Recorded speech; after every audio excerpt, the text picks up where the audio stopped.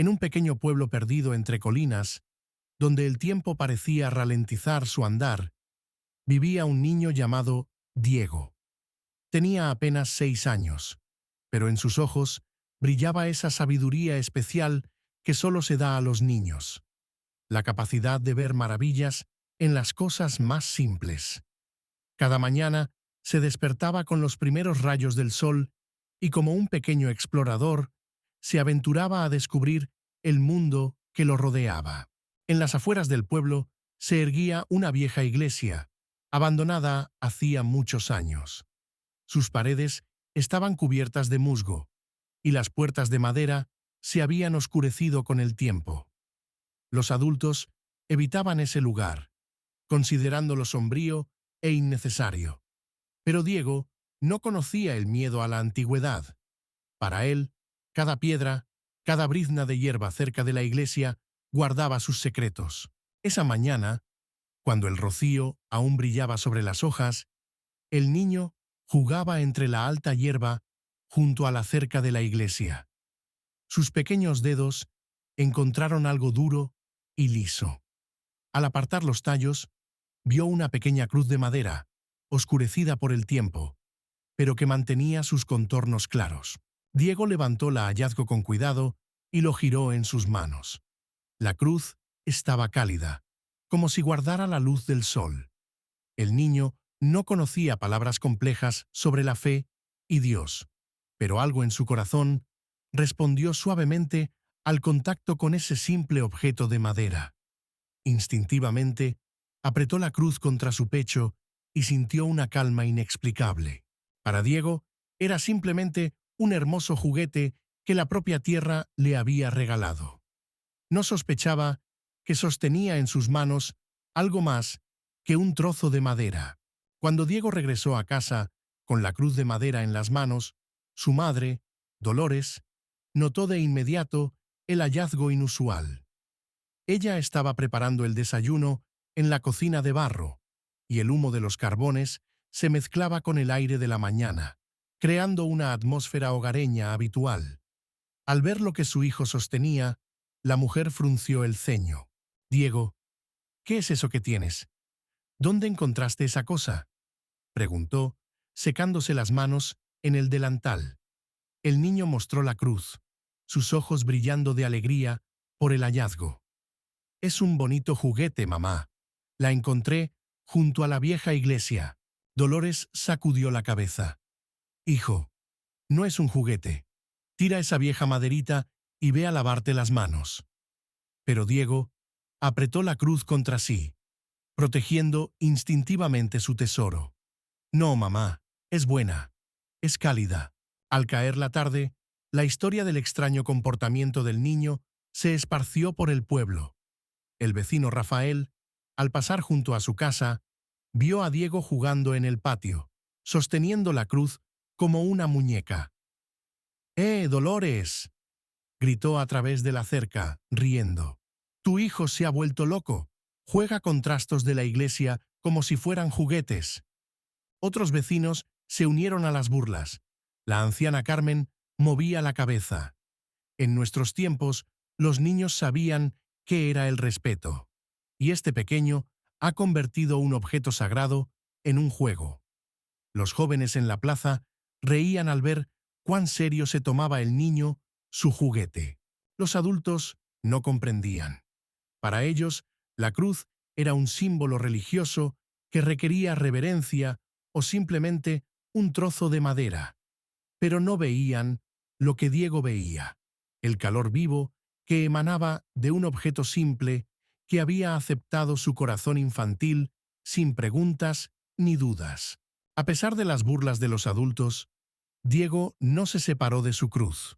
Aprendió a esconderla bajo su camisa al salir de casa, pero en casa, en su pequeña habitación, el niño sacaba su tesoro y hablaba en voz baja con él. «Hola, crucifijo», susurraba, sentado en su cama, bajo los rayos del sol poniente. «¿Cómo estás?». Diego no esperaba respuestas en palabras.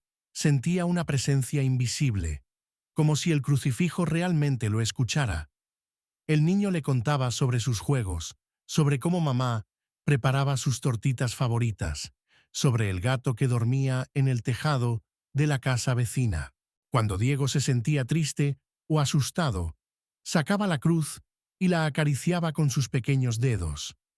La madera era lisa, pulida por el tiempo, y tocarla calmaba al niño mejor que cualquier palabra de consuelo. No conocía oraciones que se dijeran en la iglesia, pero su corazón decía sus propias palabras. Gracias por estar conmigo. Gracias por ser bueno. Los padres empezaron a notar que su hijo había cambiado. Diego se volvió más tranquilo. Rara vez hacía berrinches, ayudaba más en casa. Cuando su hermana menor, Isabela, lloraba, él se sentaba a su lado y le susurraba algo, con la mano en el bolsillo donde escondía la cruz. La niña se calmaba rápidamente, como si sintiera la paz que emanaba de su hermano. La madre se preguntaba, ¿qué te ha pasado, hijo? ¿Te has vuelto tan callado y bondadoso? Diego solo sonreía, sin querer revelar su secreto. Sabía que los adultos no entenderían su amistad con la cruz, pero eso no lo perturbaba. Tenía un amigo especial que siempre estaba a su lado. Pasaron varias semanas desde que Diego encontró su cruz. El verano se acercaba a su fin, y en el pueblo empezaron a suceder eventos extraños. Primero, enfermó la anciana María, que vivía al final de la calle. Cayó con una fiebre alta y una tos dolorosa que no la dejaba descansar ni de día ni de noche. 2 días después, el comerciante Juan, que venía al pueblo cada semana con sus mercancías, también cayó enfermo. Luego, los niños de la familia González se enfermaron. 3 pequeños que apenas ayer jugaban alegremente en la plaza. El médico del pueblo, el canoso doctor Morales, iba de casa en casa con una expresión preocupada, pero sus medicinas no ayudaban. La enfermedad se propagaba rápidamente, como una sombra invisible que pasaba de casa en casa bajo la cobertura de la noche. La gente empezó a tener miedo de salir. Cerraban ventanas y puertas, evitaban encontrarse. En la plaza del mercado, donde solía haber vida, se volvió vacío y silencioso. Dolores miraba con inquietud las casas vecinas, donde brillaban velas tras las ventanas, señal de que allí había enfermos. Sostuvo con más fuerza a la pequeña Isabela y observaba con preocupación a Diego, que seguía jugando en el patio con la misma calma de siempre. «Diego, no te alejes demasiado de casa», advertía su madre, pero el niño solo asentía y continuaba con sus juegos. Seguía yendo cada día a la vieja iglesia, regresando siempre a casa alegre y sano. Dolores no entendía de dónde sacaba su tranquilidad cuando todo el pueblo estaba lleno de miedo por la inminente calamidad. La enfermedad azotaba al pueblo desde hacía 2 semanas. Casi en cada casa había alguien con fiebre alta, y los sonidos de la tos resonaban en las estrechas calles incluso de noche. El doctor Morales estaba desesperado. Nada ayudaba a detener la epidemia. Las medicinas se estaban agotando y el número de enfermos seguía aumentando. Sin embargo, en una casa, la vida continuaba su curso. La familia de Diego permanecía sana. Dolores preparaba desayunos habituales. Su padre Miguel trabajaba en el campo. La pequeña Isabela jugaba en el patio. Y Diego seguía yendo cada día a la vieja iglesia, regresando sonrojado y con ojos claros. Los vecinos empezaron a notar esta rareza. «¿Cómo es posible?», susurraban las mujeres junto al pozo, tratando de mantenerse alejadas entre sí. «Su casa está justo en el centro. La enfermedad ronda a su alrededor, y ellos están sanos como caballos». El doctor Morales también estaba desconcertado. Pasó varias veces cerca de la casa y vio a Diego jugando en el patio, sin miedo a contagiarse. «Esto va en contra de todas las leyes de la medicina», murmuraba, sacudiendo su cabeza canosa. La enfermedad debería haberlos alcanzado primero. La gente empezó a hablar de un milagro. Algunos se enojaban. ¿Por qué esa familia había escapado del destino de los demás? Otros miraban su casa con esperanza, como si esperaran que de allí viniera la salvación para todo el pueblo. Y Diego continuaba viviendo su vida normal, sin sospechar la inquietud que provocaba la salud de su familia. Cada noche seguía sacando su cruz y agradeciéndola en voz baja por el día que había tenido, sin saber que su fe infantil se había convertido en un escudo invisible para todos los que amaba. Una noche, cuando la enfermedad ya había cobrado varias vidas en el pueblo, Dolores no pudo seguir callando. Estaba sentada en la cocina, observando a su hijo, que cenaba tranquilamente, y sentía cómo en su interior luchaban el miedo y la sorpresa. Todos a su alrededor estaban enfermos, y su familia permanecía intacta. Diego llamó suavemente a su hijo. «Muéstrame esa cosa que encontraste en la iglesia». El niño se quedó inmóvil un momento, apretando la mano contra su pecho, donde bajo la camisa estaba la cruz. Entendía que mamá ya no se reiría. Diego sacó lentamente su tesoro y lo puso sobre la mesa. A la luz de la lámpara de aceite, la cruz de madera parecía muy simple, ordinaria. Dolores la tomó en sus manos y de repente sintió el mismo calor que había sentido su hijo. «Dios mío», susurró. En ese momento entró Miguel, cansado después de un largo día en el campo. Al ver a su esposa y su hijo sentados ante la cruz, al principio quiso enfadarse, pero algo en sus rostros lo detuvo. «¿Qué sucede?», preguntó. Dolores levantó la mirada, llena de lágrimas. «Miguel, creo que hemos estado ciegos. Todo este tiempo nos hemos reído de nuestro hijo, y él ha estado orando por nosotros». Le contó a su esposo sobre sus observaciones, cómo Diego cada noche susurraba algo mientras sostenía la cruz, cómo se había vuelto más amable y tranquilo. Miguel se arrodilló junto a su hijo. «Perdona nuestra ignorancia, pequeño. No entendíamos». Diego abrazó a su padre y simplemente dijo: «La cruz nos ama a todos, papá. Es buena». En esas palabras había una fe tan sincera que ambos padres sintieron cómo sus corazones se llenaban de una asombrosa paz. A la mañana siguiente, algo cambió en el pueblo. La anciana María fue la primera en recuperarse. Despertó sin fiebre y pudo levantarse de la cama por primera vez en semanas. Al mediodía llegó la noticia de que los niños de la familia González también estaban mejorando.